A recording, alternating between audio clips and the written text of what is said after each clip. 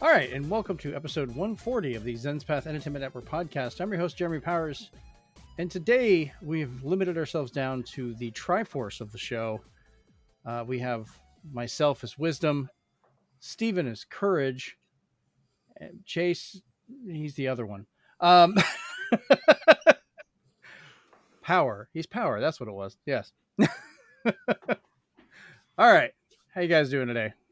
Guten Tag. G'day. G'day. There you go.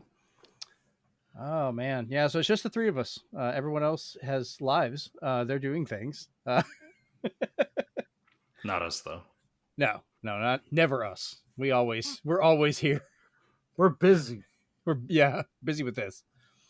Rachel's off, I believe, visiting with some friends and having fun, and Chris is off prepping for D&D, which is the nerdiest excuse I can think of for missing a podcast. Is D&D. That's great, actually. I guess it'd be almost as bad doing the reverse. Why'd you miss our D&D? Well, I was doing a podcast, and be like, I don't know if you should be here anymore. You don't deserve to be in this group. Right. He probably chose wisely on that, actually. Oh, man. All right. So let's go ahead and jump into what we've been up to. And Steven, I'm going to start with yours because you just put gaming. And Yes. Elaborate. Well, I don't want to bore people with ZZZ and Multiversus more. But seriously, like, I was so disappointed in myself because now that there's a Miles Worth Investigations demo, 2 Famicom Detective Murders demos, and a demo for Bakaru, the successor, or spiritual successor to go him on. I was like, I have a lot to play, but I'm going to play these 2 games still. Because Beetlejuice just came out, and I thought they did a great job with his comedy. Not really. I really hope the alternate costume is from the movie because it has funny elements in it that made me laugh at a fighting game for once. Nice. But yeah. All right. I'm excited. We're only 2 weeks away from Space Marine. Then we'll have something to talk about. So much Space Marines. I didn't realize that the co-op is completely different from the single player. They don't cross over with each other, so it's a different story and everything. Well, it's got the actual single player campaigns co-op, but then they have a special PvE co-op mode where you're doing missions. Oh, okay. Because the thing I was watching earlier, they were saying like single player is its own story, and then multiplayer, like co-op, is its own design for up to 3 people, and you can play that with either people or bots. But the story mode, from what I've seen, I mean, I'd love to be wrong, but they said story mode is just single player. Yeah, we'll find out soon. 2 more shows. I called Red. Jason's like, hell no, I'm looking into this now. Yeah.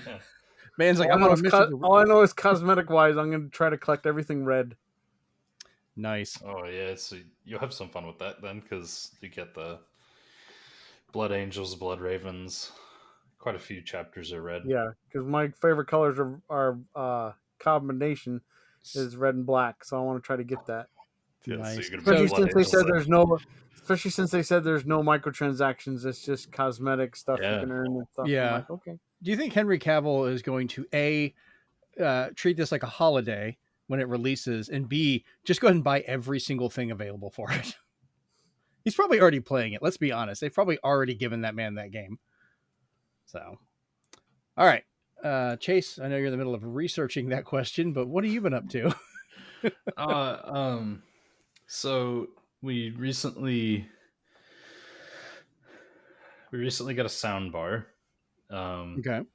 Because we had talked about how we had that big spend where we got the iPad and some other stuff, so we got a bunch of gift cards.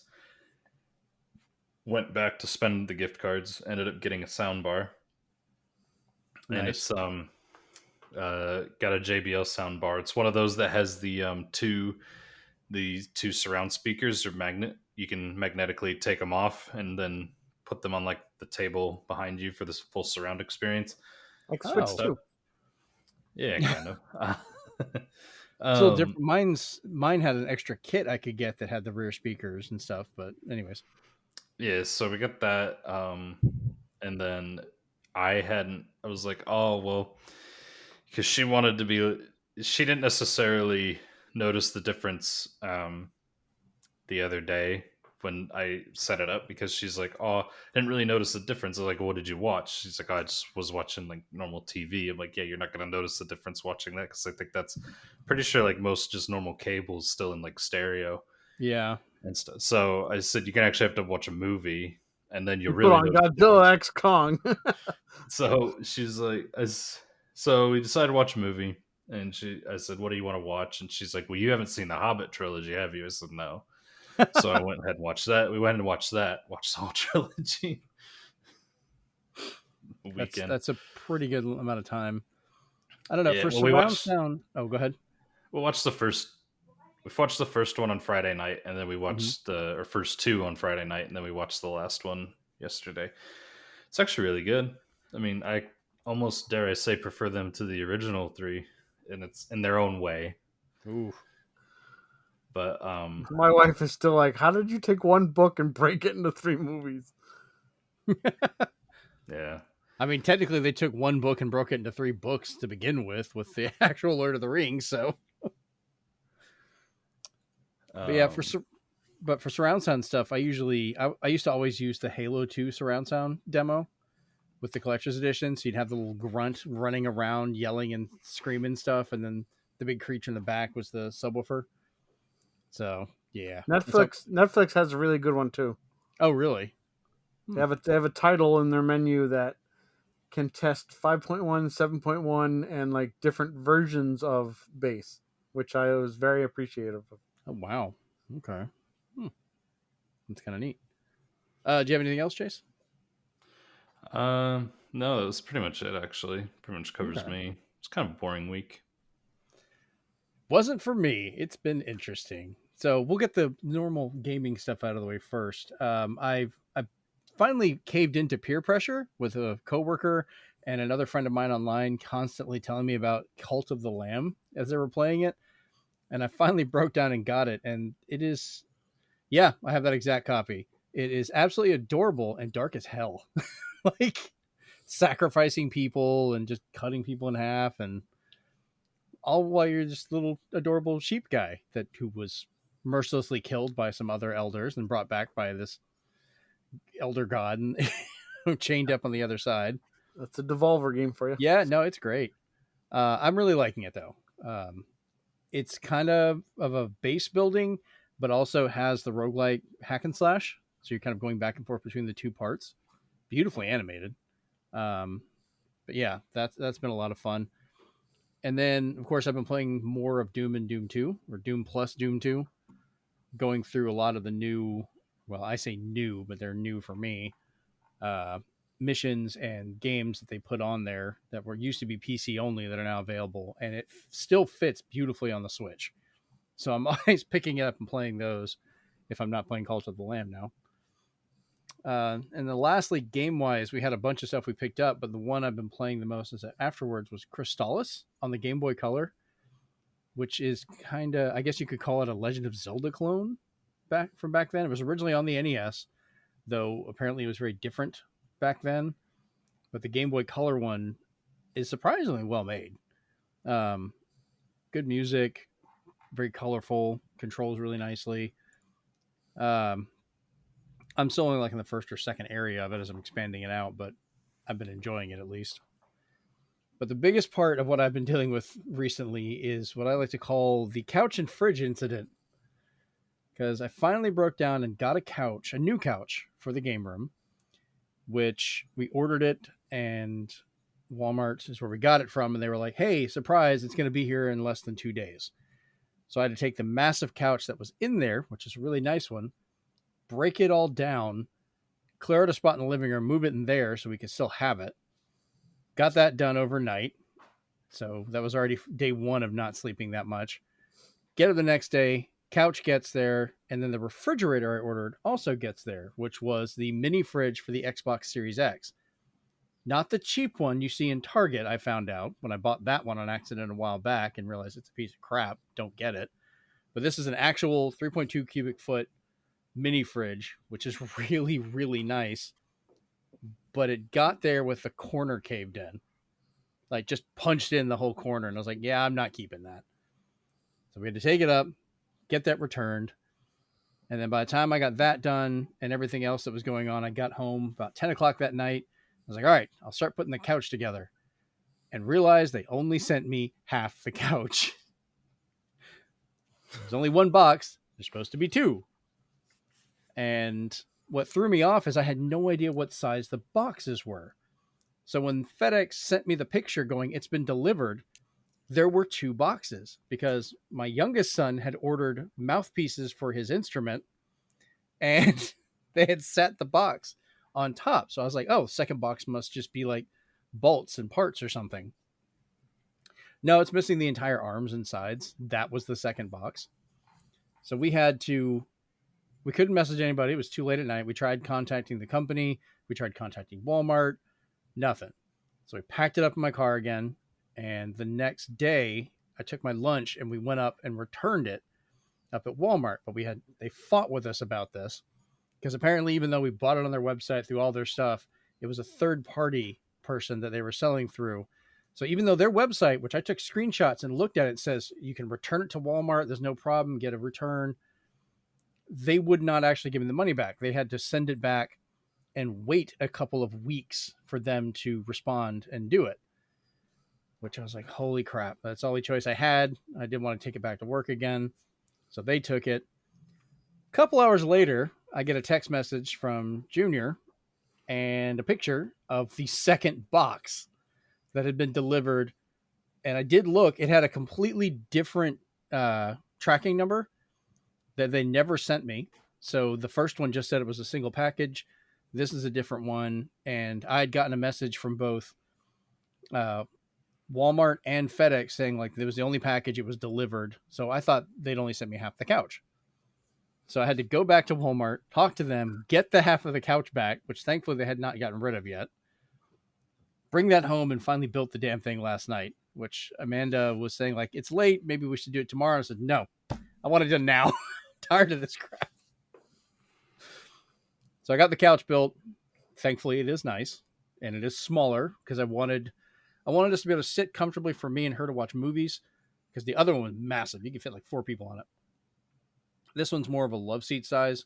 I can push it back and it kind of folds out on its own to become like a little bed if we have guests or something. But I wanted that less space because it's a smaller game room. And then today, the replacement Series X fridge finally showed up. And I am happy to say it is unmarked. There's nothing wrong with it. So I got it hooked up. I have it filled with root beer because Amanda went and got me a case of A&W root beer to put in there. So I have drinks. So all is right for that, finally. But damn it, be very cautious buying any furniture and shit from Walmart because holy crap. But I have a mini fridge, so I'm happy. And a couch. And the couch has cup holders now. Which is good, because now I have the mini fridge with the cans and I can just put them in the cup holder. Oh, man. So, yeah. Glad to hear you guys' weeks was not as eventful as this. Because it was annoying. But we will go ahead and talk about the news that have come up this week. So let's jump into that. All right. So first thing we have is an update to a previous story. And this is about the whole thing with Disney and the wrongful death lawsuit where they were like, hey, you can't sue us. You had Disney Plus as a demo one time. You had a free trial of it. And thankfully, they have rescinded that issue. Disney's decided to back off. And I love the statement they gave. So from Disney, they said, quote, at Disney, we strive to put humanity above all other considerations. Super and I was Earth. Like, yeah, Super Earth. I was like, that is probably the worst writing I've seen from Disney because that is bullshit. That is the most damage control statement I've ever heard in my life. I mean, this is a person that died. Like, that's such a weird way to put that. I'm curious if they're going to keep the lawyer, whomever it was, that tried to push the arbitration via Disney Plus idea. They're probably like, oh, this is game changing. We can actually use this. And they're like, oh, that is some terrible press. You got to go. But I don't know if we're going to hear anything else about this lawsuit I as it's think the going next on. time we hear it is when Disney Pays trounces up. the guy, because once they establish that it's not them, it wasn't them at all. It was a separate entity restaurant that will have a brand new court case where they'll go after them and win. I kind of wonder at this point if they're going to end up settling it, where it's like, hey, you don't. Because I agree, it might have been a whole separate thing, but Disney at this point might just be in damage control because of the look of it. If they might be like, look, we're just going to money hat this, and you're going to not be able to talk about it, and you're going to have money. Sorry, have a good day. Here's some 10% Disney of our here's 10% of the Acolyte budget. There you go. Goodbye. Oh, if we've Disney come back like, well, we had to do our next story here, which we had to cancel the Acolyte because we had to pay out this lawsuit. That's a terrible transition. So Star Wars Acolyte has been canceled by Disney. I'm tired. I am still in the camp that, and it's been back and forth of whether or not it's actually been canceled. That's the funny thing about it. Somebody apparently leaked the news to a publisher who put it out, and Disney has not confirmed or denied anything. They never actually made a statement on whether or not it's been canceled. Now, the weird thing is, like, some of the actors are finally starting to say something about it when they're hearing about it and so forth. Disney went so far as removing the merchandise from their online store, and people are kind of worried that they may pull a Willow and just remove it from streaming and act like it never happened. Well, but that's their confirmation that it's canceled. Why else would you remove the merchandise? Yeah, but I mean, they're worried about it also going away. Like, I really enjoyed the Acolyte. I thought it was some of the best Star Wars that had been made in a while. For how it was outside the Skywalker, tale. It was exploring part of the High Republic, some of the older stuff, laying the groundwork for things, and everyone's like, oh, well, this can't be that, and so forth. That's canon gets formed every time a book or something officially comes out. Things change all the time. It's a universe, not a, one house. We're not dealing with like one little. I think they should have marketed it harder, because from what I read, it was their lowest finale that they've ever had from a Star Wars show, which it doesn't look good when they're like, let's do a season 2. Well, a lot of people are fighting with it. It's because they were upset they were not given the answers in the first 2 episodes. Like, it's a murder mystery. Like, you're talking about earlier wanting to play like the Phoenix Wrights and so forth. If they just within the first couple of minutes were like, all right, here's who killed the person, here's how it went, we're going to go and give you the answer now. I wasn't given any answers in the entire season 1 of Andor. Right. Well, we kind of know where that was going. That's a little different. That was a rough series. I still need to finish that. Except for that got a second season though. Yeah, because now they want to bridge it to Rogue One. So I was like, okay. Well, it was supposed to anyways, from what I was told. But so that's what they got behind it, is now they're going to have the stars from the show reprise their roles before they got pew-pewed. But yeah, the ones from the movie.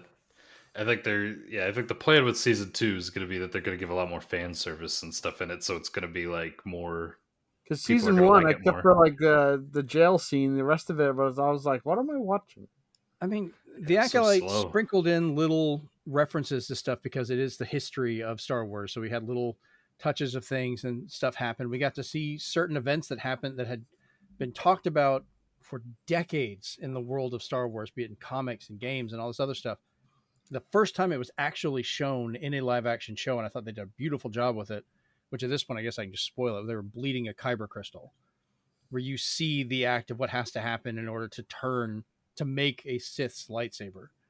We just need a live action Force Unleashed and we're good. I think they'd complain about that too. Like you do not dunk on Sam Witwer. He went on to do so much for Star Wars. I love Sam Witwer. I'm just saying the people that are complaining about all this stuff would still find a way to complain.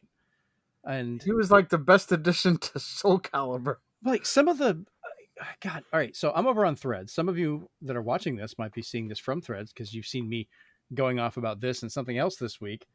But some of the stupid ass responses I had, one person was claiming the Acolyte failed because it was made for women.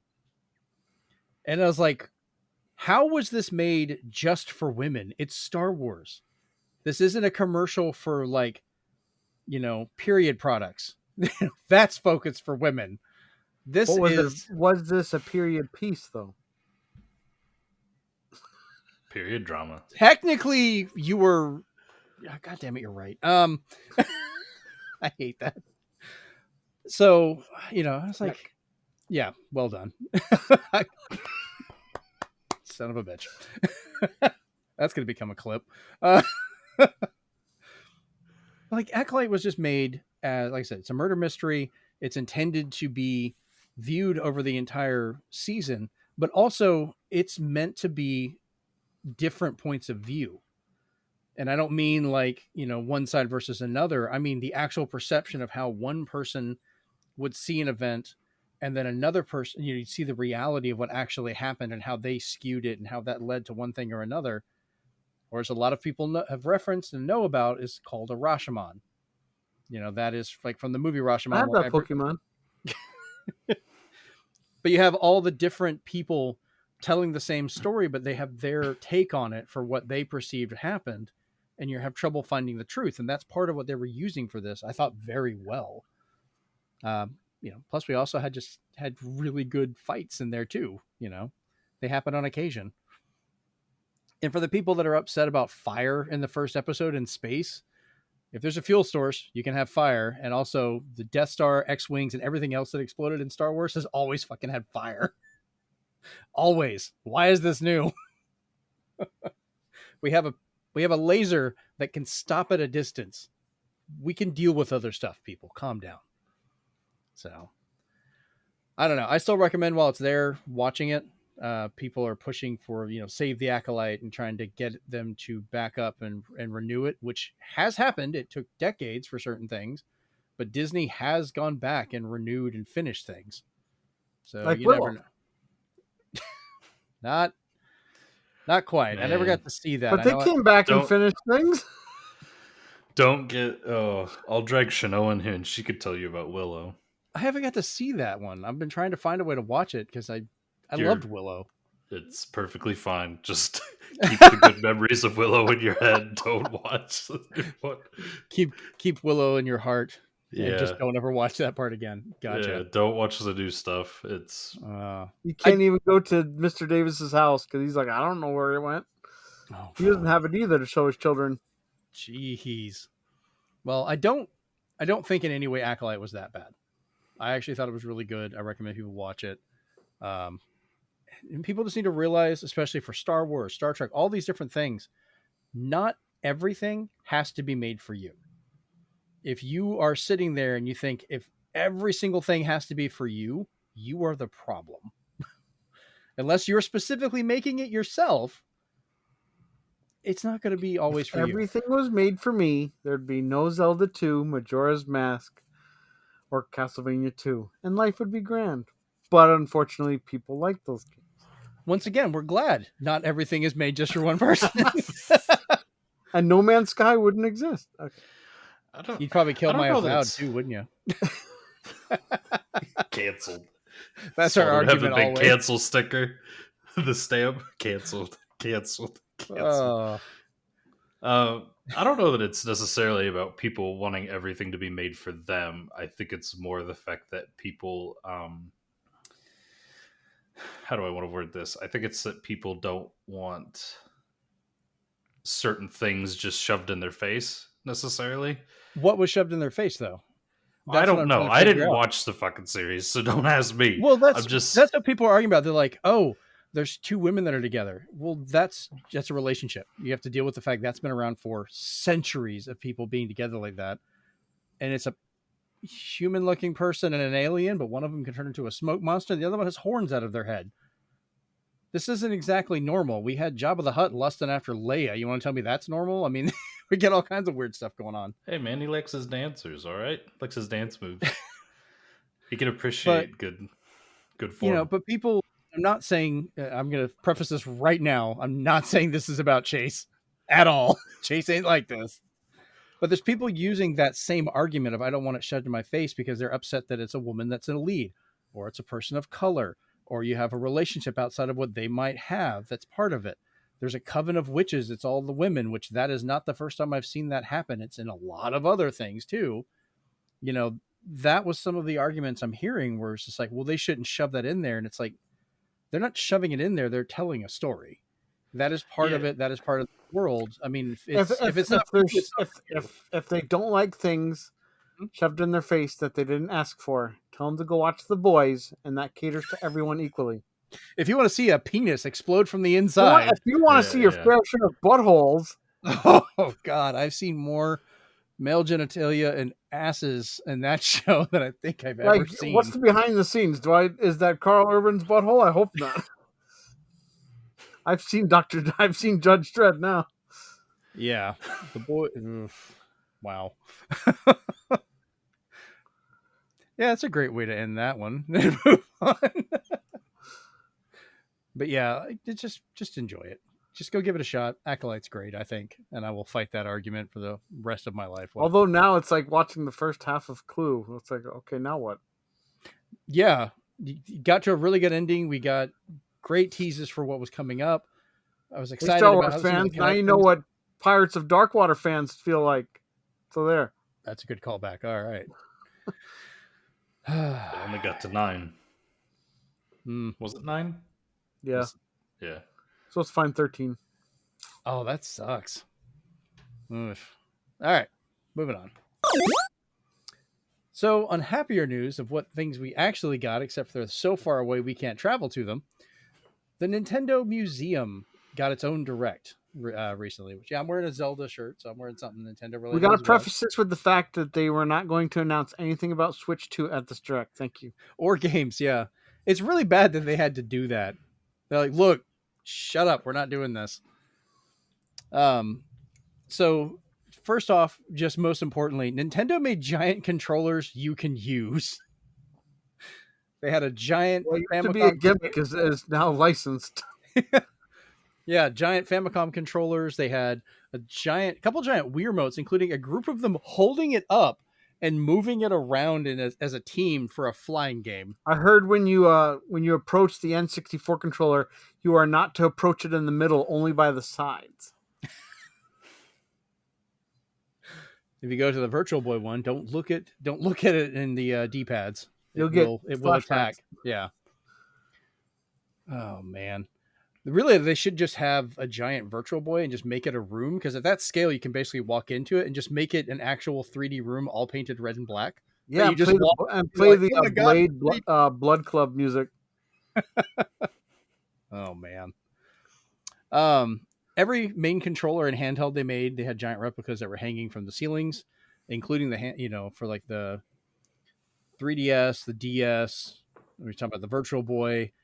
I think there's a Wii U gamepad. I haven't seen it in all the pictures, but that is one of their controllers, and I do recognize it. I still think that should be a giant TV. Like, that's just screaming to be a TV. If it's not showing video. Like the fact that they said they had directional speakers, so when you stand in front of each monitor, you'll hear just that game. Yes, that was part of the library section they had that I really liked. It goes through chronologically of all the games they published. Or at least they've made, I think. I don't know the exact ruling on that, because you've got some games that are published by Nintendo but not made by them, and vice versa. But they were showing that, like, for Donkey Kong, they have the Famicom edition with the box and everything, the NES edition, and the European edition when available, because not every game released in every area. But you can walk through and see it, and the TVs you're talking about are above it. And yeah, I agree. You can center yourself. Even on camera, they showed it, where you could hear one game and then you'd move to the side and you just couldn't hear it anymore, and you'd go on to the next one. It just reminds me of that store, if anybody has nostalgia like me of, called Captron World of Nintendo, the kiosks they'd have in the mall. All they would have never heard of it. All around the kiosk that you could play NES games, and each one you could hear the game you were playing. I was like, oh, so good. I've never heard of that. Chase, you aware of that one? I still have their business card. Oh. Chase, you aware of that one at all, or ever seen it? Okay. I would like to point out, though, their non-gaming section was really amazing, because you can see that they did dabble in Mattel, like Twister and such. I don't think they showed it there, but they they didn't think Legos were going to take off, so they never went forward with their version of Legos. So I was like, oh, missed opportunity, Nintendo. I'm pretty sure they have those on display there. Probably hidden in the corner saying like, note, these are not Legos. We made a mistake. We made a mistake. But part of me who likes to collect Nintendo merchandise really wants that baby stroller made by Nintendo and the airsoft rifle. Yeah, I saw their first light gun and the rifle in the background and stuff like that. I missed the stroller. I guess I wasn't paying attention. That wasn't just a light gun. That was an actual like shoots BBs gun. So I was just like, oh, that's Nintendo got down and dirty. They're in the arms race now, both in gaming and physical. I wonder if there's anything that ever like an adults only section that just talks about the love hotels. That's the Virtual Boy room. It's all red. Red light district. I see what you did there. All right, well done. So they were showing the first floor of the building that had an interactive floor that displayed Hanafuda cards and so forth, and you could use a mobile phone to play a game using those. They also had an area where you could make your own Hanafuda cards, which that was kind of neat. You could design and paint them, and they had stencils to show how they were done. Because as Miyamoto was talking about, Nintendo is 135 years old now. So they've been making a lot of stuff for a very long time. But this museum itself opens October 2nd. Good luck getting into it. Yeah, it is a lottery system, so it's not like Taylor Swift tickets. It's just more put your name in. If you get picked, cool. Make sure you book your flight or make sure you live there. I want to add also that if you wanted to ever play their toys too, they did have special rooms set up where you could like hit little ping pong balls, which was their pitching machine. And they even made that interactive that you could hit stuff around the room and they'd light up or move. And I'm like, man, they can even make real life into video games now. Yeah, that seems like the most Disney Imagineer thing that Nintendo's probably done. Now, what if they have any Labo set up anywhere? Like a more permanent Labo? It's out in the back. It's from all the stuff they didn't use. Well, it was all the boxes that all these things came in. Yeah. Oh, man. So, yeah, I want to go there. It's a dream to be able to go there, but I don't know when I'm going to be able to actually go to Japan. That's a hell of a trip. So, all right, moving on. So next up, we have Gamescom 2024. We're just going to kind of go over some highlights because there was a lot of news, a lot of debate and other things going on based on what was announced, what was shown, and things like that. So I have a couple of the highlights for a few games that caught my interest. I think you guys added a couple that caught yours as well. If you think of any, we can add them in here.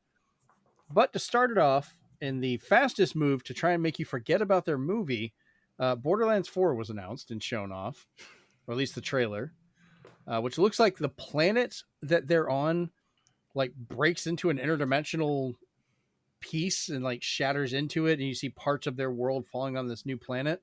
I'm so excited. I mean, it's a creative idea, but I don't know. It's Borderlands. It's Borderlands 4. It's coming out in 2025. It's a looter shooter. They should play the movie in the background while you play. It's going to be co-op.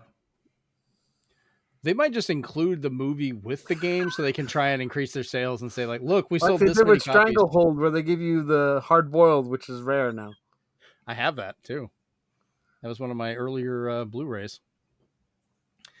Next up, we had Indiana Jones and the Great Circle, previously announced title. Terrible name. Oh my God, that's such a terrible name.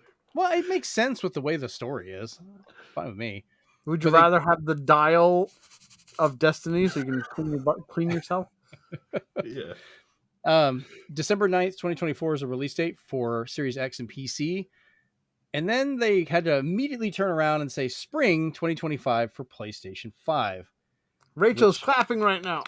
Yeah, this announcement caused a pretty big rift in a lot of the Xbox community. And I know some of the other people that might be listening to this are wondering because that's some of the other stuff I talked about. And it's like, all right, let's go ahead and settle this now. I don't care that they're playing Indiana Jones. Okay, that's fine. I know I am happy that Rachel is happy. My issue is the fact that this is a bigger sign of Microsoft has no fucking clue what they're doing. because they cannot decide. It feels like they're arguing with themselves and fighting internally what to release, what not to release. And Phil Spencer's gone from being very trusted by a lot of people to a lot of the things he's been saying are just immediately being changed. He was quoted just about 6 months ago saying Starfield and Indiana Jones will not go to PlayStation 5. Those are remaining. They're only on Xbox. And what was it, Steven? I think you said like maybe they just cut the mic off too soon, and that's why he said yeah. Which I laughed at that, by the way. I thought that was great when you said that. So that's the issue I have, is that Microsoft is kind of devaluing the need of an Xbox. And I know they talk about, oh, you don't have to have an Xbox for this, but you do have to have people playing on an Xbox and have that be a healthy, growing community for developers to show interest in it, because we're getting more and more games that are skipping it. And yes, people were like, oh, we'll name a game. And I was like, there's a bunch of them. Silent Hill 2 is one of them. You know, like I was actually writing down a list of them. So it makes it harder to grow the community. Oh, go ahead, Steven.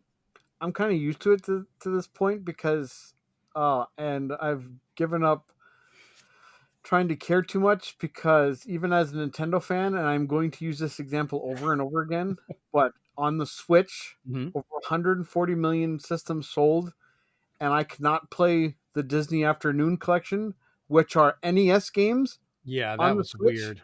They are exclusive to PC and Xbox and PlayStation.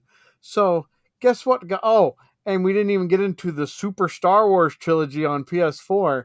So I'm sorry, but all these games from my childhood are going to other systems, and people are just like, oh, this game's amazing. Well, I get that. This would be if, you know, you're getting a Switch and Mario's on there, and then just a few months later, Mario's going to go to something else. Like, part of why people get Nintendo systems is because those games are exclusive to it. And yes, I hear the whole you're riding a high horse, exclusives are bad, or the claim of trying to undermine anything I'm saying by saying like, oh, it's just, you're just a console fanboy. I own all the fucking consoles, people. I really don't give two shits. I can play whatever comes out. But there needs to be healthy competition between all of them, because the moment Sony has more control, or even Nintendo has more control, they're going to go back to making those really bad decisions they were making for the longest time, focused on them. Microsoft did it too. They started making stupid decisions after the 360. That's how we got the Xbox One, which they turned it around, but not until they were humbled as hell. Sony got humbled on the PS3 because that didn't do as well. You know, they got humbled on the Vita. They're being humbled on VR right now a little bit, but they're still, you know, PS4 was such a big thing. They kind of lacklustered into PS5, and now it's selling well. They're trying to say the numbers are good, but they don't have as many games to show. So Microsoft needs to have a set reason for people to own an Xbox, because that needs to be able to be an environment people can be comfortable developing for and releasing for. If they want to release games in other systems, that's fine. Be clear about it. That's the biggest issue. If they'd announced Indiana Jones and said it was coming to all the different systems day one, I don't think we would have really batted an eye. We may have talked about why they bought Activision and the back and forth on that, but none of us batted an eye when Doom Eternal or the Doom Dark Ages was announced to be on all of them. We were like, yeah, that makes sense. Like, it would have been fine. I still think this is like the forest for the trees example here, though, because in all honesty, most people, especially if you're trying to get to the masses, if I don't own a system at all, but I have a Fire TV or Fire Stick, or I have a smart TV, Xbox has sold me. Right. PlayStation, Nintendo has not, because Xbox is like, if you don't want a console, cool. You don't need one to play our games. Right. And the fact that all these other things support their app that plays their games, I think they're just pushing, you just want to play through our ecosystem. Not exactly our exclusives. You just want to play through our ecosystem and our cloud. The problem with that, though, is even with that, there's still hardware they have to access. There's versions of Series S's and Series X's that are server blades, but they're still that hardware family. They still have to have that and do production on it and release it. And the only way that works out is if they just don't make that publicly available. They just leave it as a streaming option.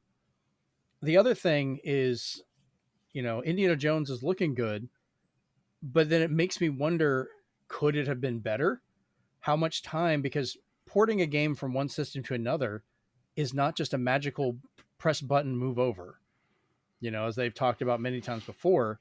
So how many developers, how much time, how much money was put into making the PlayStation 5 version instead of, was that part of why these games keep getting delayed, why it's taking longer to get these games on Xbox?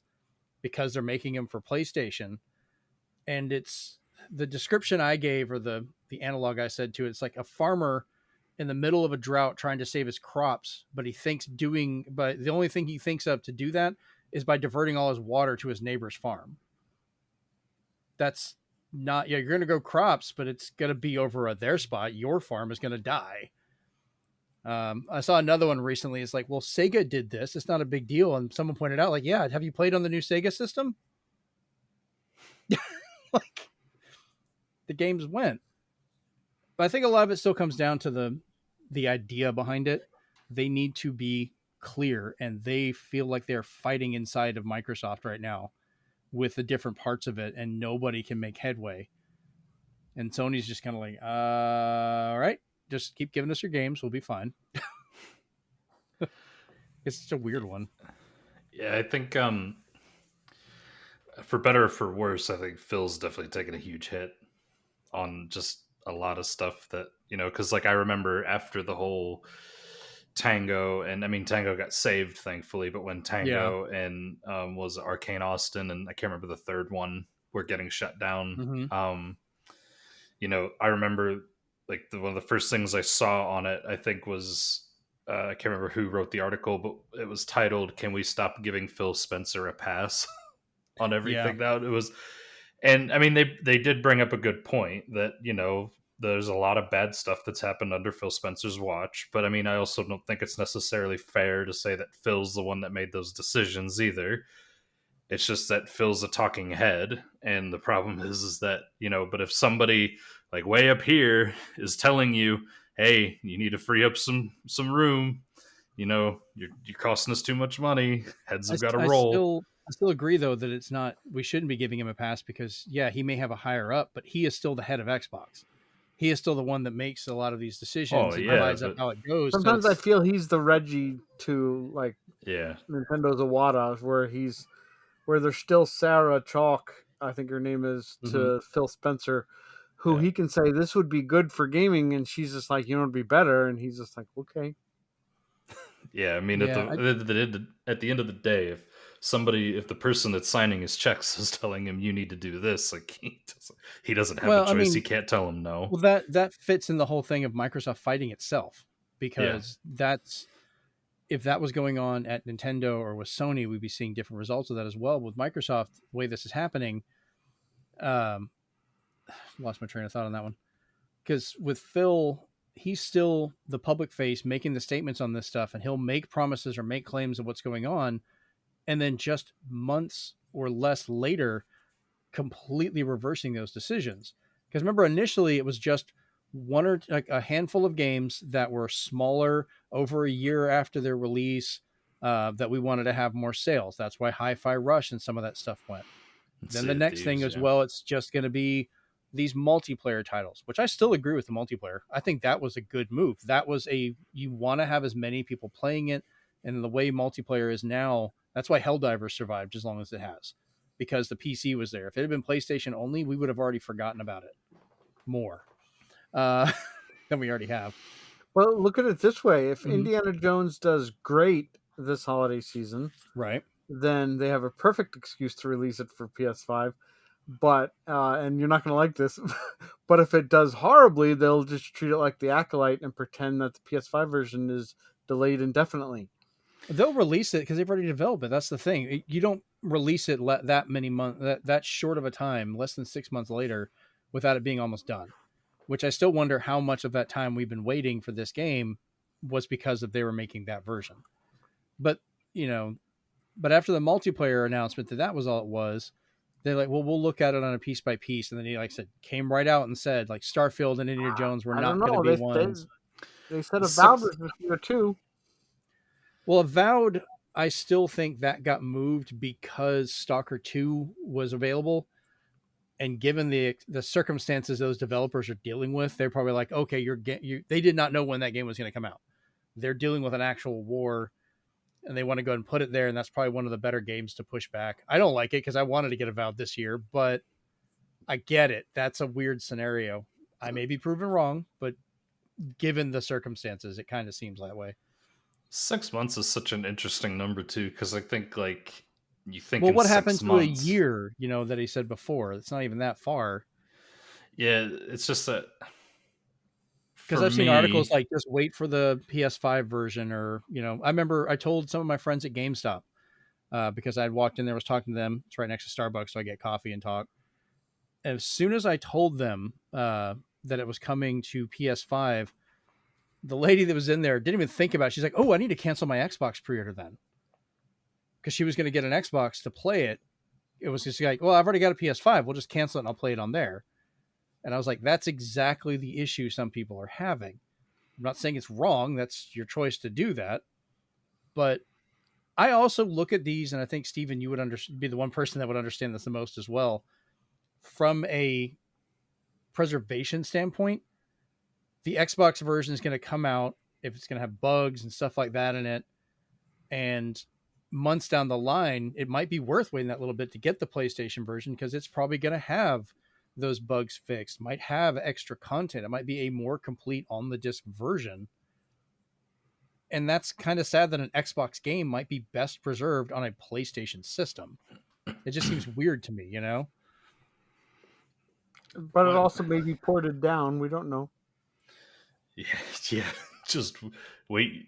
Unless they have better shadows, then they win again. Because Baldur's Gate 3 on PS5 was better because of the shadows. So, man, if the PS5 version runs worse than the Xbox version, just wait to see how shredded Xbox gets in the media because of that. Because they'll say they did it on purpose. That's the thing. Like, they can't win with that on public. And I know that's going to be a vocal minority going into that, but like you can't get out of that trap. No. If PlayStation runs the same, what was the point? If it's better on PS5, you're messing over Xbox. If it's better on Xbox, you cheated the PlayStation players. Listen, at Xbox, we strive to put performance above all other considerations. Oh, man. Yeah, but like 6 months, I mean, I'm no developer, but 6 months, like I said, it's just an interesting time frame because I think with 6 months, I mean, you're just finishing probably some like minor tweaks and like bug fixes and some QC stuff. And then printing the discs and then shipping and stuff. So It's like 6 months is such an interesting time frame. Here's the other thing. 6 months is not enough to develop a game, obviously, for that.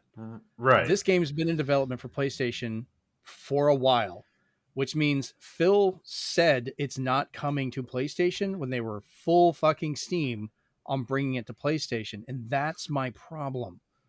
Microsoft can't get out of their own way. Yeah. Unless Swan's right and they're porting it down, which, oh man, that's going to be rough. It's a lose-lose. And they cut him off before he said yet because shareholders. Yeah. Yeah, it's such a weird scenario. Like, just if they were clear about this, it wouldn't be so bad. And I think they can't get out of their own damn way is what it's been. Yeah. And that's the perception of it because you go and you buy a PS5, you're going to get all those PS5 games that are only from PlayStation, and fuck off with this whole, if it's on PC, it's not an exclusive. Okay, that's PC. That is a whole different beast. That's a whole different situation on that. We're talking consoles. So PlayStation has their exclusives, but then they're getting... I bought an Xbox first because of its backwards compatibility and games I already loved to play with friends. The only reason I got a PS5 was to play with friends. I don't care about the exclusives. I don't care about Spider-Man. I don't even own the new one it's good. because there's not enough puddles in it. But mostly for me, it comes down to what are my friends playing. Right. My first love will always be Nintendo systems. So yes, those come before all. And whether my friends like it or not, I will sell my PS4 or Xbox copies of a game if a Switch version comes out. I don't care if it runs worse because I don't need 2 copies of a game. You're a collector But just like that's me. You just need like me. 5 copies of a game. That's just me. But there's experiences that then pop up that just make me glad I own a PS5 Mm-hmm. in terms of that I have it over the fact that I had to buy it because of this exclusive. Sometimes it doesn't come down to that either. Sometimes it's just whatever it does better. Xbox does media, audio, and such a lot better. So much better. There's I agree with that. so much more tweaking. Right. And Sony just their UI is stale. It's been the same one where they're not making any improvements. And when they I think it's finally a did make downgrade. improvements, PS4 was better, I think. when they finally did make improvements, it just made some things more convoluted. I don't like that I'm subscribed to every game I put in my system or download. I have to unfollow all my games that I put in my system. Right. It's a horrible thing to do. The fact that that you can't even play audio CDs, I was like, why are we going away from simple disc technology that Xbox kept in theirs and that you could still use? So, for some things I was like, it's a step back. For some things it works better. Like maybe they're because their SSD's internal, it runs a little bit faster, but I was just like, it's fairly negligible. Again, it was more like I was just happy down the line that I owned one because of either something they announced for PlayStation Plus that they gave away that I was like, okay, I was thinking of getting this for Xbox, but I'll just play it on this. And another thing I can tell people is the market is fickle when it comes to stocking these 3 systems. Mm-hmm. So when you're trying to look for certain versions of a game, I can tell you personally, collectors will get the Switch version first. So if you actually want to play the Switch version of most games, it's recommended, especially for collector's editions, to get those versions first, no matter how they run. Mm-hmm. The biggest example would be like Unicorn Overlord. You'll never find that for Switch, the collector's edition, ever again. Yep. But for PlayStation and Xbox, it's on the clearance outlet site of Amazon called Woot, where it's over half of its price. So it's things like that. There's Xbox games that you can get a dime a dozen now. Awesome deals you can get for your Xbox. And then there's PlayStation games that for some reason you can either get the PS4 version that has an upgrade you pay $10 for, which is a horrible system, by the way. So when people talk about Indiana Jones and everything like that, I never focus on what the exclusive games. Right. I just tell them, do you want to just put your game in the system and it plays the best possible version it can be, or do you want to have to go in the store and download the update or get the files needed to play the correct version? Because you have to go searching if you want the PS5. It takes 2. You have to make sure you pick the right one when you download it from the store. There's people out there who've downloaded or bought the wrong version because they don't notice the little tiny symbol that says PS4, PS5 because it's colored the same. It's not even a different logo. It's the same font, same everything. So I try to tell them, like, get this feel like this, get Xbox to feel like it that way. But you're going to have things that you hate about each other. Oh, yeah. The last thing, and I'm going to end up redoing this as the Xbox discussion, and we'll just do another section for Gamescom. All we missed was Borderlands. No one cares. I want to ask this to you guys. No, I'm enjoying it because I wanted to air this out. And the last piece I want to talk about, because this got brought up a lot, and I had multiple people tell me like, oh, because you said you didn't like using this or it wasn't for you, you have no right to say anything on Xbox. You don't know what you're doing. You're missing the best part of it. I know you guys use Game Pass, both of you, and that's fine.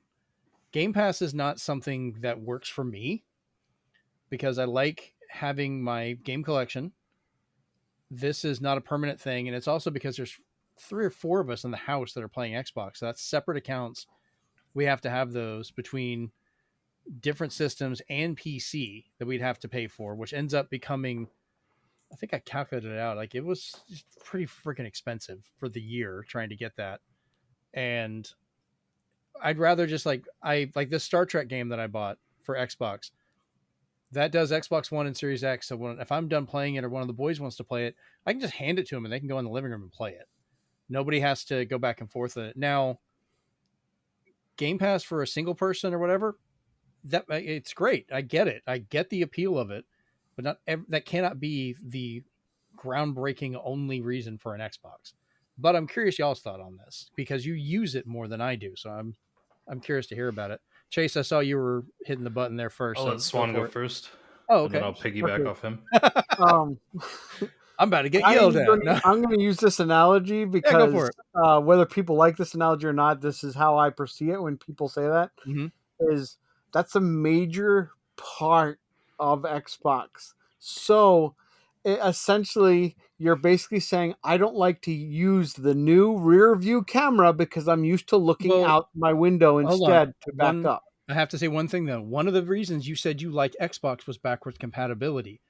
Game Pass is not going to be a backwards compatible thing. Those games you only have temporarily. So that's like saying, I love this feature that's going to negate the future use of this other feature. Like, if it's backwards compatible, I can still play mine, but your game may be off Game Pass. You're not going to have it. You don't own it. Yeah, but guess what PlayStation did to combat that? They put older games that were never backwards compatible on their Game Pass service. So they took what I already liked and put it in their service. Now, pricing can ruin the whole thing, but I think with sales, Game Pass, especially now saying all their first-party games on Game Pass Ultimate come to it. Yeah, you have to have is a major selling point. And the fact that they're pushing, like if when I showed Chase the Xbox showcase, because he's on New Zealand time, so it was already the next day, everything was over. Right. I basically made a thing of saying Game Pass every time because almost every game they showed, because they said that it would be day one on Game Pass. So I was just like, okay, so for the low price of $125, and yes, I mean that, you're not having to buy 12, 15, 20 games that you're not sure if you're going to like. And you can now play them through to completion, and your save data will work with the physicals if you ever decide to get one. Well, yes, you don't know when they'll come off of Game Pass, but the fact that they're first party means they'll stay a hell of a lot longer than the other games. So I just feel like it, in the beginning, sure, gaming with gold was just like a bonus. It was kind of like, I don't know, getting a discount at your coffee place because you're a Sprint subscriber. But now it's their ethos. It's Game Pass goes everywhere with you. It goes on your systems, your TVs. So it's a major part of them now. The fact that they're like, we're not going to tell you that this is an Xbox exclusive. We're going to tell you this is a Game Pass day one instead. I mean, for 3 accounts for that, for 1 year of Game Pass Ultimate, because they've already come out and said the other Game Passes, you won't get those games until up to a year later. They're not day one. They're maybe year one. It's almost $550 for me to do that. And then that, I don't even know if Ultimate even covers PC, which we play on PC. 2 of us do that. For my youngest is mostly on PC. You see how quickly that price jumps up. That's what I'm saying. For one person, that makes sense. They have nothing for groups, for a family. Like, it is prohibitively expensive at that point. I'd rather just buy the game and be able to just share it and use that. And honestly, if you think Xbox or Sony is for families, then you haven't been watching their commercials. I had for the whole time they offered it, Xbox Gold Family, we had that. We paid for it. It was like $100 something a year, but it made sense because all of us had Xbox Live accounts and we would play those games. You know who has a family account right now? The one that wants 3 or 4 systems in their house. Yeah, the Switch, which we pay for that. And that's stupidly cheap. People. Yeah, I know. I pay for all 5 of us. Adding more friends. Things you can do with it. So I wonder what they show in their commercials. Do they show people playing all by themselves? No. So I think it's marketed that way. Yeah. So if your complaint is I can't get a family plan, they're like, well, we never thought of you anyway. Yeah, which is fine. That's why I'm saying Game Pass is not a fit for me. And people were saying, well, that automatically disqualifies me. Like, somehow that's wrong. And I'm saying, like, I don't have a problem with Game Pass. I've never sat here and be like, well, Steven, we could play this game. And you're like, well, I have the Game Pass version. I'm like, fuck you. I don't want to play that. Go get a disc or don't talk to me. You know, I'm not, I'm not doing that. I'm like, all right, let's boot it up. And that's fine. That is my choice on that for a reason. I'm not dissuading all of it or, you know, going from there. But it's not a fit-all solution. It can't be the only solution, I feel. You know, if that's the only reason I have Xbox, it's like... There's no way to make everybody happy. Look how many people are unhappy with the Switch. You can't voice chat. Yeah, Discord needs to be on there. But, all right, Steven, go ahead. No, I already went ahead. Sorry, Jace, go ahead. I'm mixing... Look, you white people look the same to me. You're the one with a white shirt! Oh God, that was me. Okay, I just couldn't see the camera. So I'm kind of taking this from the perspective of me being over here. Like here is in New Zealand now. It's actually kind of nice that I have Game Pass because I believe if you live in New Zealand, it costs you $120 to get a brand new game. Oh, and it's just because of conversion. 4 games is Game Pass for a whole family. Remember that. I never said that didn't make sense for some people. And it's because of as I think we talked about it once before. The reason why it is it's currency conversion, because I think if you take 70 USD and you convert it to New Zealand, it's actually like 116. So it's essentially just currency conversion is why they set that number. But it's so for me, like somebody like me, it kind of makes sense, right? Because I can, and I use the example of Wo Long Fallen Dynasty. It's a Soulsborne type game made by Koei Tecmo. When people were talking about Dynasty Warriors Origins, they said, "Oh, I can see a lot of this game, like kind of in it, in a sense." And so I was like, "Oh, well, maybe I'll give this a try." And went to the stores. I was thinking about buying it physical, like buying it new, because I do enjoy my physical media. I still prefer physical over everything. And then I was like, "Oh, well, is this game on Game Pass?" So I went on my Xbox app real quick and I type in, and sure as hell, there it is. And so I was like, "Okay, well, now I'm not going to pay for it. I'm going to go home. I'm going to download it on my Xbox." Played through the entire game. Actually loved it. It was one of the few Soulsborne games that I actually like, because I don't really like that type of gameplay. And now, because I noticed that there's DLC for it, I'm going to buy it physical, and then I'm going to get the DLC. So, in a sense, with that, it works great for, you know, somebody like me. And yeah, I can. Swan's right though. Pricing is it can make or break things. And no, I get that. So I don't know. I think it is great in the sense of being able to, like, you know, being able to just say, "Hey, let's try it, see if you like it, and if you like it, then, and if you like it enough, go get the physical copy." So I can't say that I don't like Game Pass. I do like it as a feature. I know your wife loves PlayStation Premium. Oh yeah, she loves it. She's always been a PlayStation and PC girl. That's fine. Yeah. Like I said, I'm not trying to crap on anyone for it or say like it shouldn't exist. That was never my argument. Yeah, no, fair enough. I know what you're saying. It's just not for you. No, honestly, I would look at you and be like, "This is a dumb idea if you don't have it," because that's a lot of money for those games. It is a lot of money. It's really expensive to play games over here. So having Game Pass actually makes a lot of sense. Even having the PlayStation Premium, you know, for PlayStation owners over here, it makes a lot of sense. Yeah, because when you guys say it's $20, I'm like, does that mean it's free over here? That's if it's like $20 here, it's gonna be like cheapest chips, as they say. It's probably only gonna be like $5 of that. So it's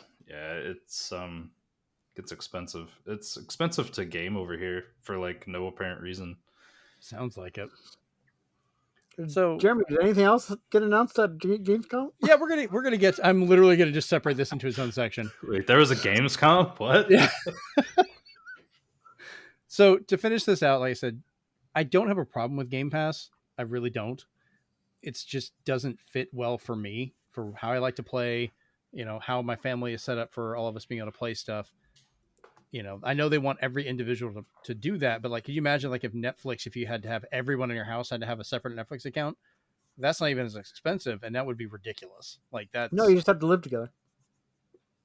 Yeah, we do live together, but you still can't do that. Yeah, you can have different accounts on a console, but like all of us are playing at the same time. I think the boys are in there playing right now on a computer and probably a PlayStation, but they also play on the Xbox One X in there. So I don't know. It just gets weird. All right, let's go back to Gamescom.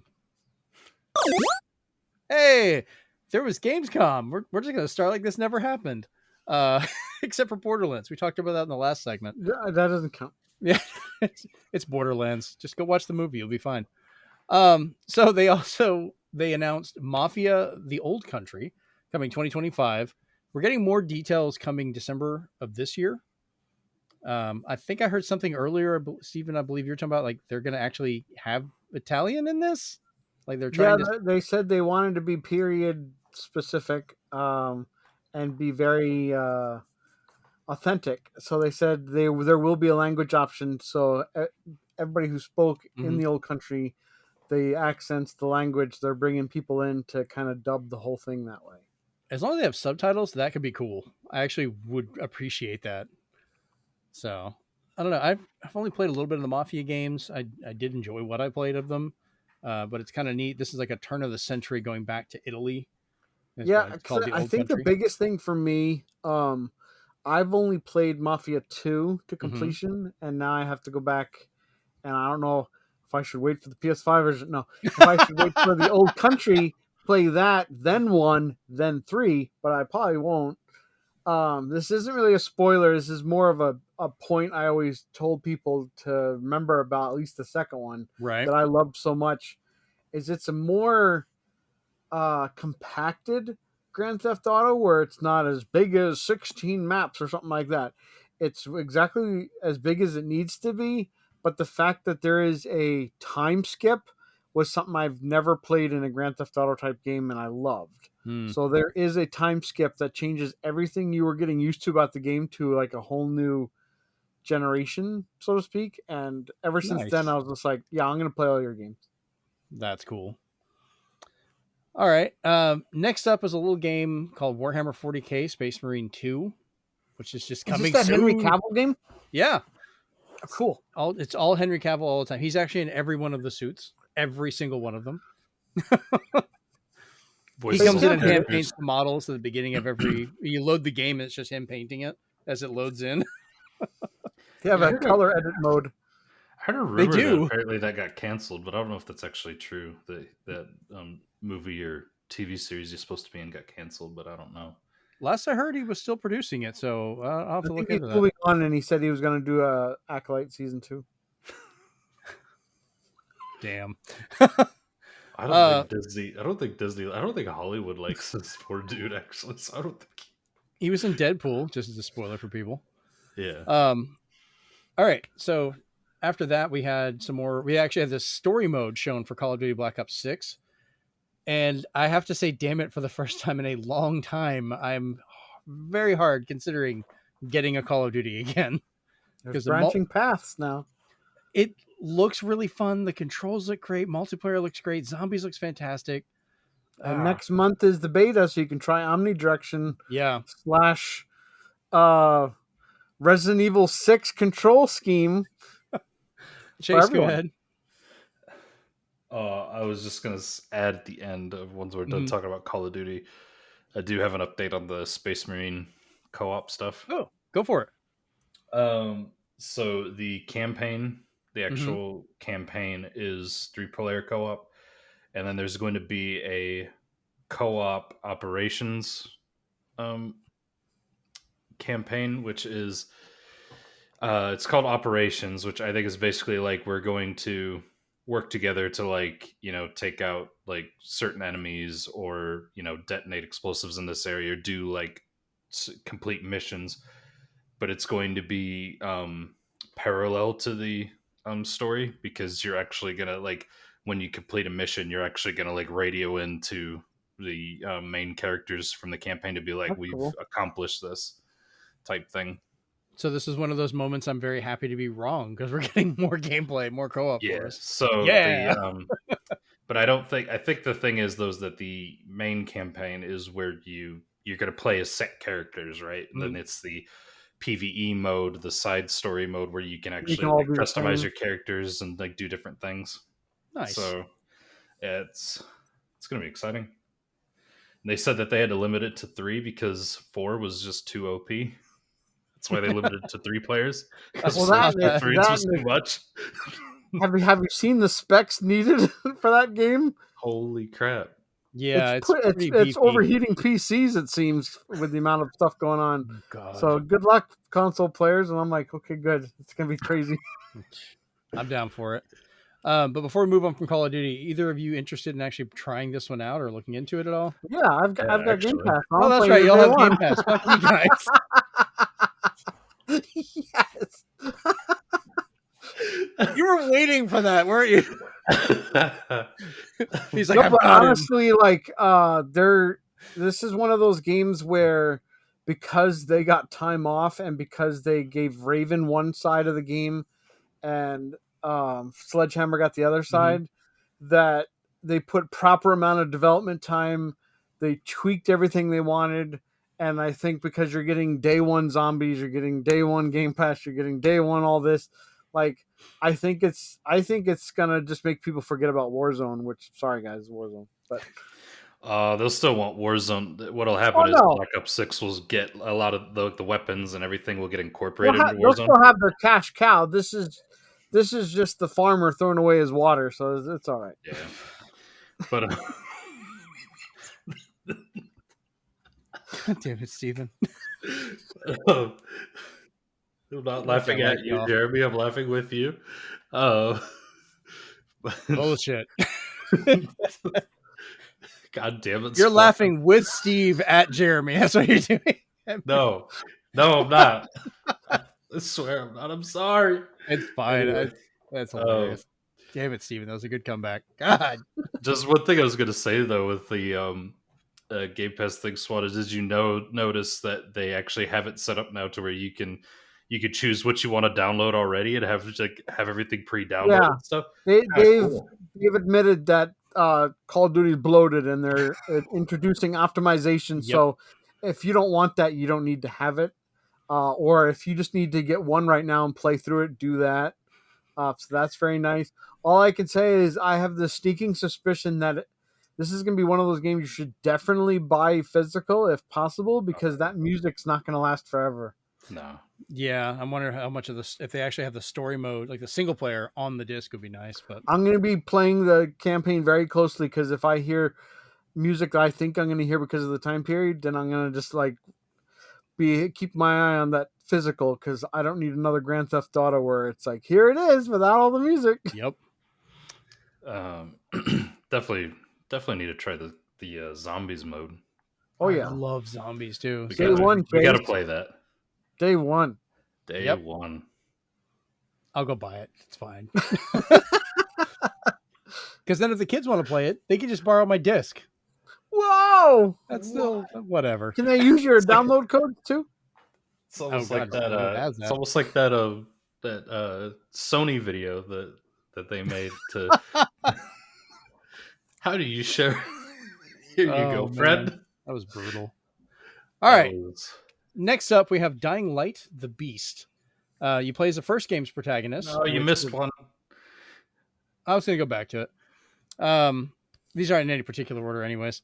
Yeah. So you play as the first game's protagonist, which means they're probably sticking to the ending where you kind of like mutated at the end. And I guess we're seeing the aftermath of that, because you could either be mutated as a zombie type thing or whatever was going on, or you would just blow yourself up and die. Obviously, that's not the option they went with, because you're still here. But but it looks like you can get kind of like a feral mode where like you become a beast and can fight people and do stuff, but there's still a whole bunch of the, jumping around and everything, which is really great. Next up, we have Monster Hunter Wilds coming 2025. Holy crap, this game is looking great. I cannot wait. I just want my hammer. Let me go after and get some Barroths. Yeah, they're actually taking a page out of Snake Eater, because in one scene that you can roll in the sand if you want to hide yourself. Mm-hmm. Yeah, I'm loving the creature designs too. That giant spider with like a rose for a butt. You're just like, all right, I'm still gonna kill it. It's gonna make an interesting. My armor with this lovely hat. It's gonna turn out to be. That's a potpourri nightmare. Well, they did also say this is the first Monster Hunter where there are no specific armors per gender. Everyone can wear everything now. Which means there's actually towns. It's not just the central hub system anymore. Nice. So, all right. Yeah, I'm looking forward to that one. And you can either have the feline speak English, or if you think that's dumb, you can change them back to meow meows. I like meow meows. That just feels right. That's how they should be. I love that they do still have a new version of the cooking and the music there, because that's just needs to be. The food always looks so good. Now you can cook. Now you can cook and eat anywhere, though. Oh, nice. Oh, nice. All right. Follow up with that, we have Street Fighter 6. They introduced Terry coming into it, and they showed his level, which is the Pow Pow Cafe stage, which is full of SNK background characters. Like they were. Let me just say, the beginning of his video though is amazing because of that throwback to Street Fighter 2's intro screen. Yeah, one guy punching the other guy. I was just like, well placed Easter egg. Yeah, I like how he stops right before he hits the guy, and he's like, "All right, you're good." He just kind of backs up. The guy's like, They showed at the end of his trailer, M. Bison is coming summer 2024, Terry autumn 2024, Elena is spring 2025, and May is coming winter of 2025. So May, whatever. It's May. I always say May. I don't know why I always say May. It's May because it's May because it's no Mai, no buy in terms of SNK games. Ah, gotcha. And then now we have this next one. Is it Mai or May? Sure. Mai Shiranui is in City of the Wolves. The game will come out in April, so April 24th. What's weird is there is no regular edition of the game. They're only calling it the special edition. Mm-hmm. So they will charge you a full $60, but you'll automatically get the season pass together. So there is no a code or anything like that. The code in the box, though, will be for if you want the extra costume for Terry. Right. But having the game and the season pass on the disc is nice because they did that with the Xbox version of Samurai Showdown as well, where everything was on the disc. So it's very good. So I hope that becomes the thing where they kind of just, if the game seems smaller, that they're like, oh, here's the season pass on the disc. Hopefully. Next up, this was probably one of the funnier trailers of this entire show. It's Goat Simulator Remastered, which is coming out in 2024.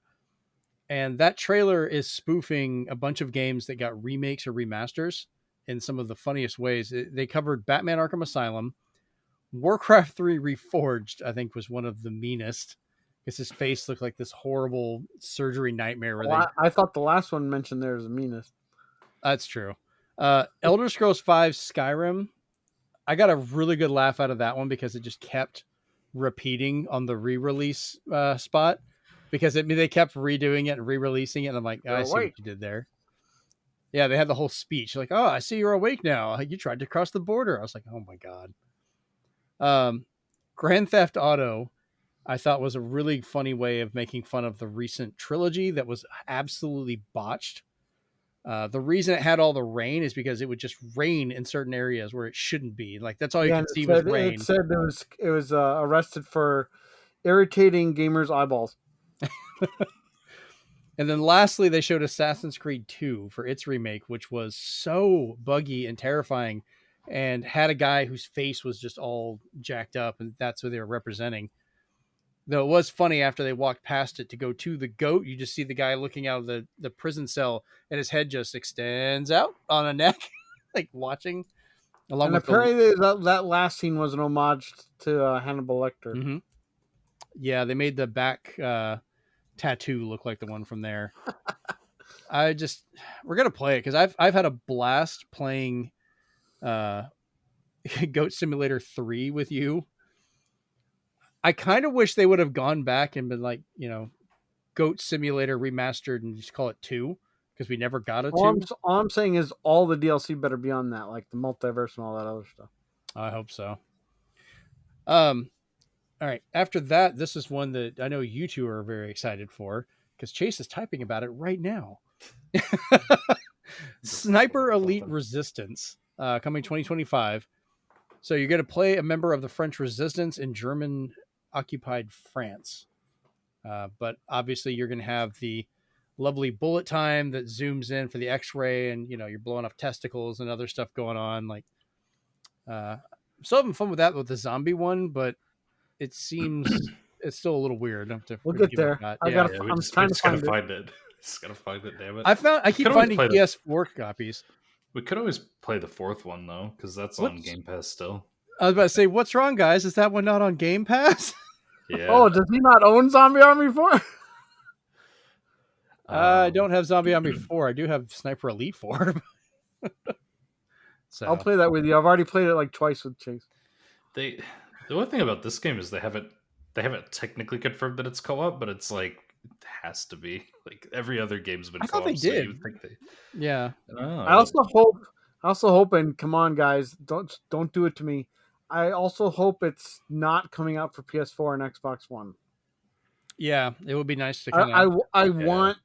I love the bullet cam. It's the best thing since Betty White, and I need to see the next generation of tech in bullet cam.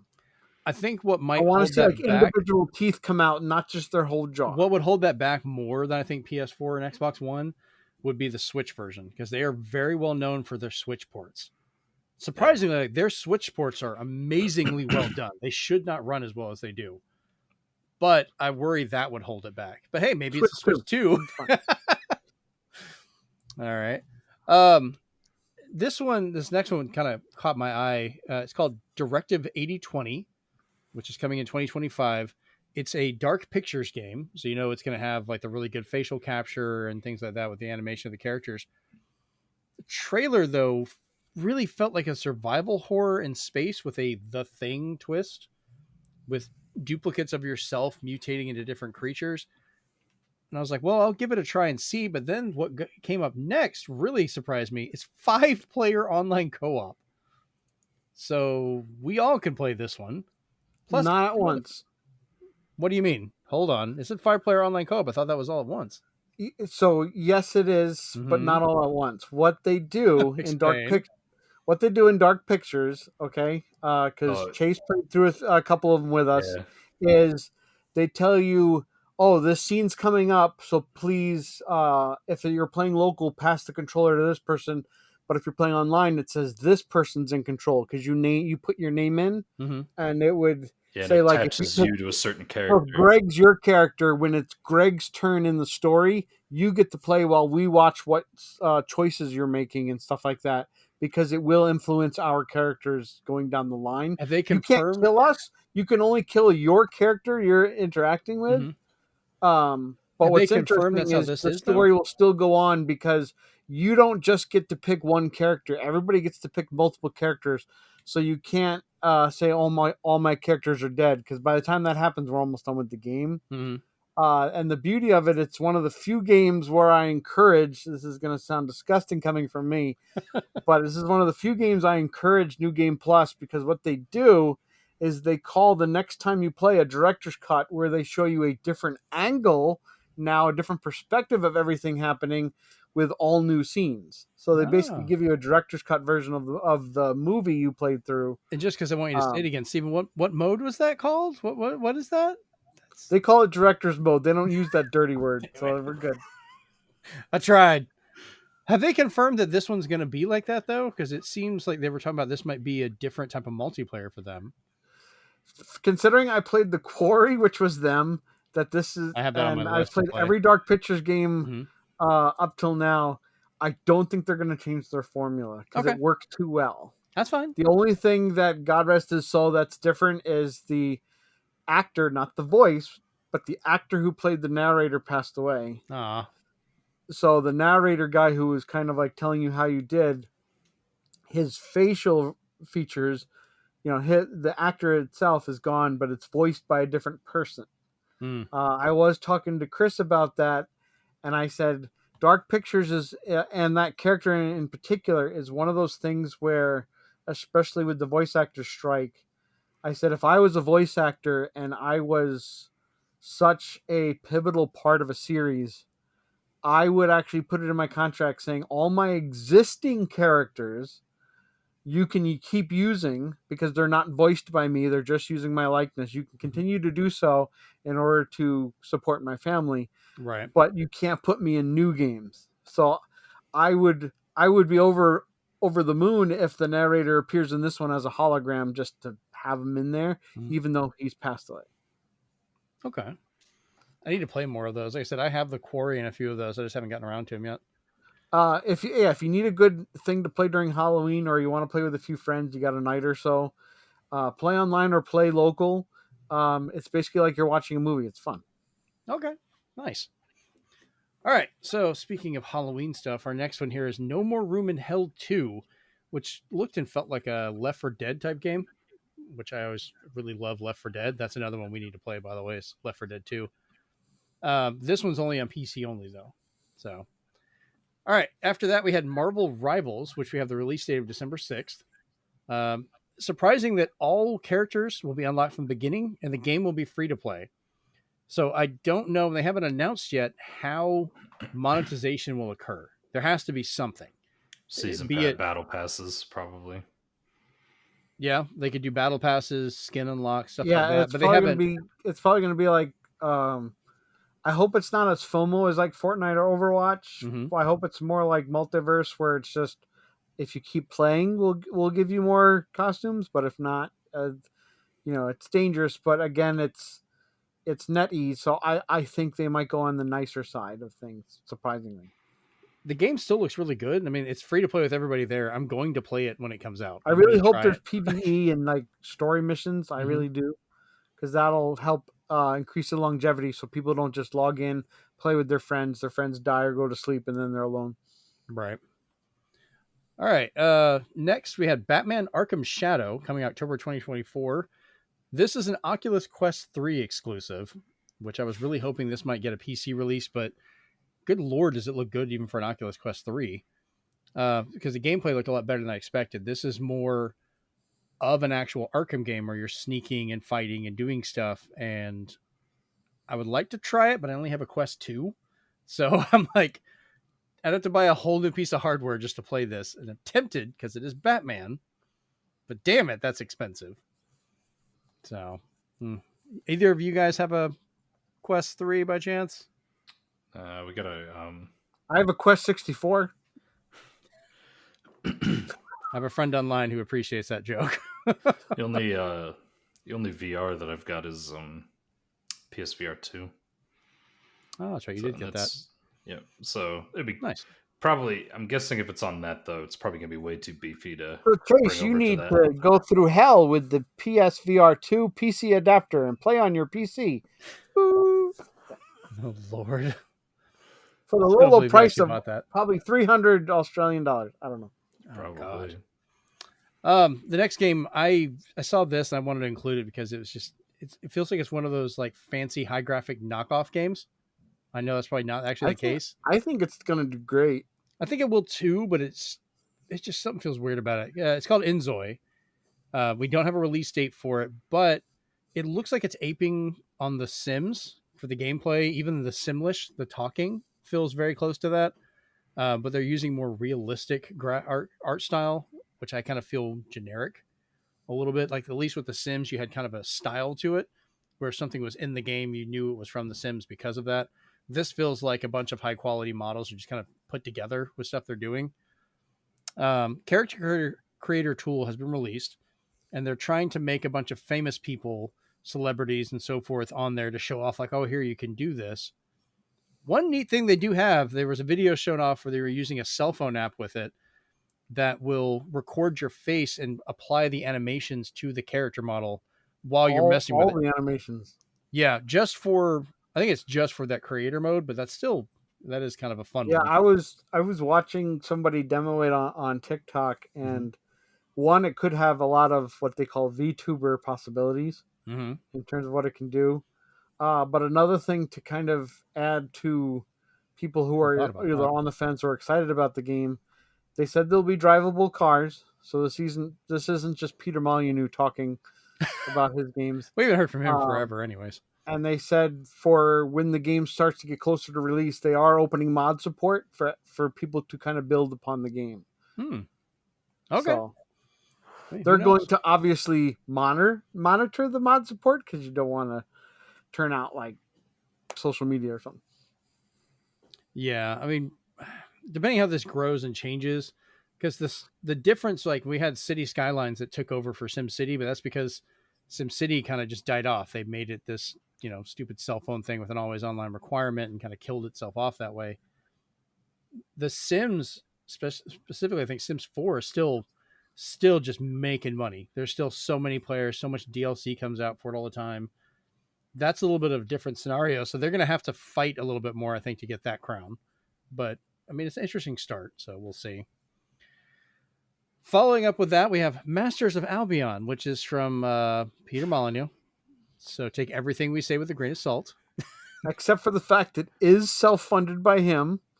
Yeah. And there's 20 people working on it, probably in his basement. We don't know yet if they're there by their own will or not. Exactly. This is another crack at him for the God game style title. It feels like a bunch of his previous games kind of mixed together, like the hand from Black and White's in there, and a couple other things. You build up a town, you can design weapons and food and other stuff. You can make sandwiches. Yeah, different kinds of sandwiches. They spend a lot of time on sandwiches. I was very confused. You can make a bread sword. That was at least funny. I like you could do that, but the sandwiches and the salad was just like, why did you focus on that for so long? It's open world and open face sandwiches. Yeah, it's the open world area. You can send out your hero at the end of each night to fight off the creatures in the area, and then you can take over him and play from a third person where it's like a walk around beat 'em up. And if that gets too difficult, you can pull the camera back and kind of become the hand again and like cast spells and do stuff. So I don't know how that mechanic's going to work. Like, do you not have access to that stuff in the human form? Do you have to constantly swap back and forth to use some of these attacks? You can do everything. Anything you imagine can be done. You plant a open tree world, and it will grow. Open world. Everything's free except for the game. I have to give him credit. At least he didn't mention AI or NFCs or any of that crap. He's just like, I'm making a game. You can show the drawing to your webcam and it'll go in the game. The only good thing I'll mention is the fact that this game still looked rough, but it actually looked like he might actually be making the game. Like, oh, you actually showed off a real demo. Good job, Peter. Why are you actually making games? It looked like he went into the files of Black and White and just decided to republish it. Oh, man. It's going to be Masters of Albion : a Black and White conversion.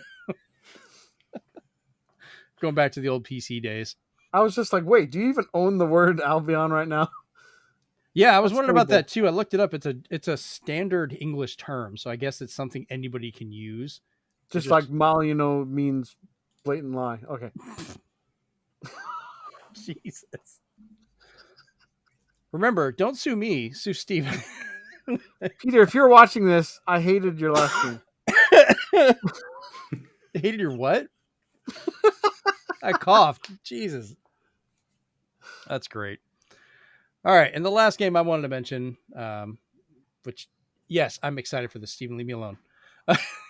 Avowed got an update. Yeah, go to sleep. I don't care. Avowed got an update that showed more gameplay. We talked about this earlier. It's being pushed back to February 18th, because the other Stalker 2 is coming out around the time it was going to release. They did announce this is a 30 FPS game for Series X and Series S, which is fine. It's a single player action RPG. It's not a first person shooter. It's not some online co-op or multiplayer thing, but they said they use that to push graphically a lot more. So if this was the Sniper Elite game, you would see all the teeth flying out individually and all that stuff, just not at 60 FPS. Do we get chromatic aberration? I don't know. That might be that depends on the effect Or because ray tracing? I don't know about ray tracing either, honestly. I know graphically I like how the game looks. I like the designs of the creatures, the colorfulness of it, the lighting and the effects, and a lot of the things going on. Combat's been improved. They showed difference from the first trailer to the new one, where the enemies react to the hits and things like that are going on. So it's more interactive in that terms, which has been good. It's been getting a lot of good feedback from the people that got to play the demo that was there. I kind of hope they would release a demo on Xbox so we could play it. That would be great, because at least then we could try it out and go from there. I know I'm the only one here that's probably excited for this game, but I like how it is and I want to try it. I liked the combat they showed off with the different weapons, and then also your story beats that you can change and the different ways stories can go. So it feels like it's going to be one of those that you can play multiple times and kind of go through to get different versions of the tales. How that will work in a land that now has had like Baldur's Gate 3 in it, don't know, because that is like the penultimate. Here, we made D&D into a game without legally calling it D&D. Enjoy. So, but hey, you could play it on on Game Pass, right? I'm not wasting my hard disk space. Jesus. You don't even play it, you get money for free. Damn. I'll give it a try. Thank you. I'll click hide so it goes off the list. Boy, you a hater. Cutthroat. Jeez. Seriously though, are you gonna at least take a look at it when it comes out? I'm just curious. I did look at it in the trailers. On the first trailer like a year ago. It's looking better. Good God. I'm just not into I'm just not into the first person games. I didn't really like. Fine.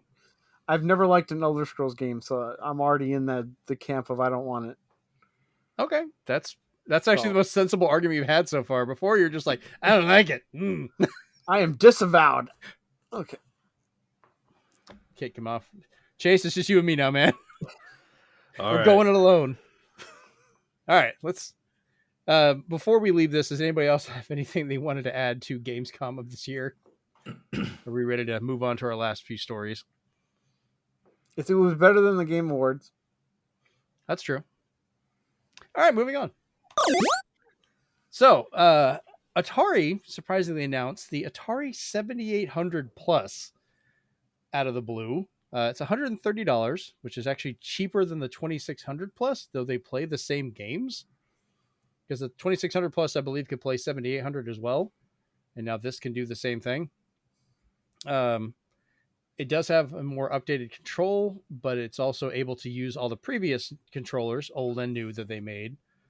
So I don't know if maybe this is just a budget version of the 2600 Plus they brought down in cost, and they just skinned it to look like, surprisingly, the European 7800 Plus, not the American. We know if the games work on original hardware.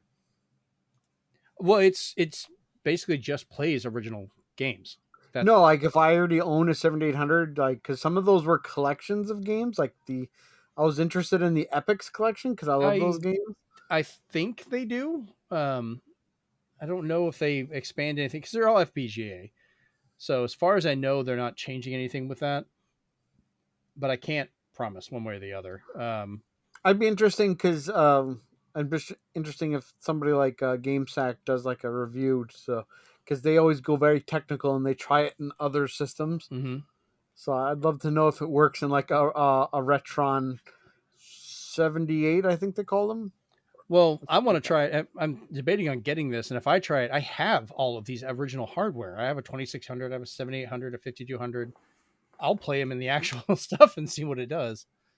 So we'll see. I wish I don't know why they went with the European design. I guess because it had the rainbow design on it, but it's a little bit brighter than the US one, I think. So I don't know. Chase, it's probably not coming down under, man. Sorry. Yeah, probably not. How much would you want to spend that much for an Atari anyways? In New Zealand, it costs 2,600. 7,800. 7,800. Yeah. Damn it. He beat me to it. Oh, moving on.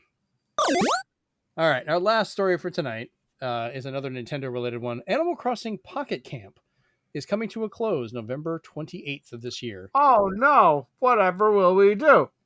This is a fun one. So while updates and such will end, Nintendo also stated they're working on a paid offline edition that you can purchase and play that will continue your game save from the online version. So you get to maintain your little pocket camp and keep, playing with all the characters. I wonder if we still get Nintendo coins, though. Probably not in the offline version, but I wonder, like, what kind of unlocks will be in there. Will they add more? Will all the ones you can only get temporarily be available? Like, what will it be? So, did anybody else really play Pocket Camp that much? I think I played it for like 2 weeks and I stopped. I played it until I get everything I need in the Nintendo store, and then I stop until I need points again. Oh, there you go. Go ahead, Chase. Kind of gave up on all those mobile games, like that are based on, like home console games and stuff. Because like, what is it? Microsoft or Coalition tried it with Gears. Ubisoft's tried whoring all of their titles out to mobile, you and they either Gears? Did the Gears one ever come out? I gotta say, yeah. Yeah, it did. It came out, but then it got canceled. It got canceled. It got dropped. They should put it as DLC in the Xbox version of the Funko Fusion. That's what I meant. That's what I forgot to mention. I did actually play the demo for the Funko Fusion, and that game is more fun than it had any right to be. The fact that you can play Mega Man and then you can play Invincible, I was like, okay. Well, the demo, it gameplay wise, it's basically like Lego, like the mechanics of how they have it. It looks really good, specifically on PC. I'm curious how the console ones will look. I'm not going to get it on Switch though, because I like how it looks, and the Switch is not going to have that fidelity. It just can't. Probably 30 frames, yeah. But it's shiny plastic. But it's unlike the Lego games. It is perfectly fine with blood and violence. Like the first demo, you're playing through the movie The Thing. So you're shooting people in the head, blood splurting out, stuff like that's going on, catching people on fire. You get the dog mutating. You eventually shoot down the helicopter as part of it. And the Swedish guy pops out of the snow, and you see the helicopter blade just go flying at him and just like embed in his head, like right through it. He just kind of slides down it and blood's shooting out everywhere. And I'm like, all right, this is not a child's game. So, yeah, gotta play that one. All right, so let's jump then into the big question for this week. So the question that I had for us, with the focus on Nintendo's history after the unveiling of their museum, what series of Nintendo-made games do you feel aren't appreciated enough? And I'm actually going to start off because Chris, even though he's not with us, included his answer. So I want to start with that. Zenspirit. Yeah, well, his whole thing was that what was not appreciated enough was the entire Virtual Boy library. Wow. Apparently he just loves the Virtual Boy. So that is Chris's answer. He's lying. He just likes Wario Land. That's a great game, though. I got it. Even just on that game alone, I find it fun. I'm with you, Chris, on that argument. Steven, what about you? What is your answer? Even though it's not a series, it should be. Is Captain Rainbow, made by the Chibi Robo team of Skip Limited. Only because you played ordinary guy Nick, whose alter ego was Captain Rainbow, and you went to an island where you had to help all the lesser known Nintendo characters. So Little Mac was fat, so you had to help him work out and get into ring shape again. Mm-hmm. And the most infamous one is Birdo. They are mad because they don't know. They need to prove whether they're a man or a woman. So there's something you need to find on their bed. So this is J.K. Rowling in the Olympics. Which is very adult-like in order to prove that he's a she, because the game said one thing and the instructions said another. So it was very controversial at the time, but it was just something that I didn't know Nintendo would be okay with, and they were. Because they were like, it's our old characters, it's fine. So they just go after all these lesser known characters. So if you want to see the samurai from their old series that never got anything but a Smash Brothers trophy, or want to see one of the characters from Gift Pia, whoever remembers that game that never came out here. There's all these just like lesser known characters, so it's nice. It's like a Ready Player One for Nintendo. Nice. All right, Chase, what about you? What's a series you feel from Nintendo that is not appreciated enough? Only because we haven't got another game from them other than constant like remasters is Donkey Kong Country. Can I please get a new game, damn it? You don't want Donkey Kong Country Returns a third time? No. I just want a new game. You should have seen the part of the direct. Everybody was so hyped until they realized it was a remaster again. Yeah. The only issue, all right. So you had the original release, which people complained about the motion control. Then they released it on 3DS without the motion control and added levels. Now they're making the Switch one, so it's supposed to be graphically better, but have all of the content from the 3DS one. But apparently it's missing effects that the 3DS version had, so now it's worse. I have no idea. I agree. A new one would be nice because we haven't gotten any in that in a while. Tropical Freeze is amazing. Like everybody loved it. And as far as like, that on the Switch, 2.5D platformers is concerned, it's great. Mm-hmm. All right. So for my answer with this one, I was going to go with Clubhouse Games. This is a series that's been on DS and now the Switch that I know it's a bunch of board game collections and stuff like that, but it's made by Nintendo, includes like their Hanafuna cards. And I remember even on the DS when I would play chess and a bunch of other stuff online, like it's such a well-made series of theirs, but it didn't have like super Nintendo flair in it. They could have really done more with it, I think. Do you remember Tetris DS, Steven? Where they really went Nintendo in that thing? I kind of wish Clubhouse Games would do that. Like there's little hidden jokes. Like you can get Hanafuna cards that are shaped like, they've got the different Mario characters and stuff like that. I think where it makes sense, they should do it like chess, especially. Chess would have been great. And the cards, of course, should be able to pick different decks. Yeah. But like some of the stuff like the Parcheesi or the dice games, I don't think need that. No. I don't want it to be a Mario's board game mix or Mario Party board games only.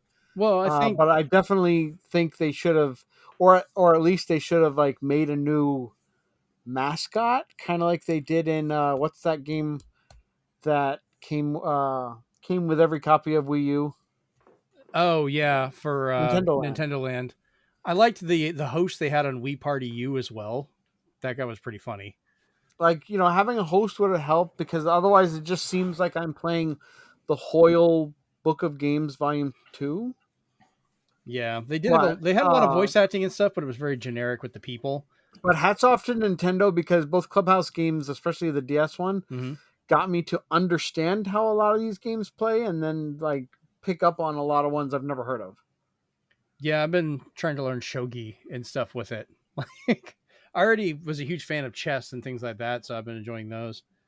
But yeah, like the Switch one is underrated for the fact like you can take multiple switches with playing the game, put them together in different patterns, and then draw your finger in a line across them, and it connects them all and makes one big map for you to play like the tank game and some of the other stuff against each other. Or Othello and some of those. And I was like, all right, that's great.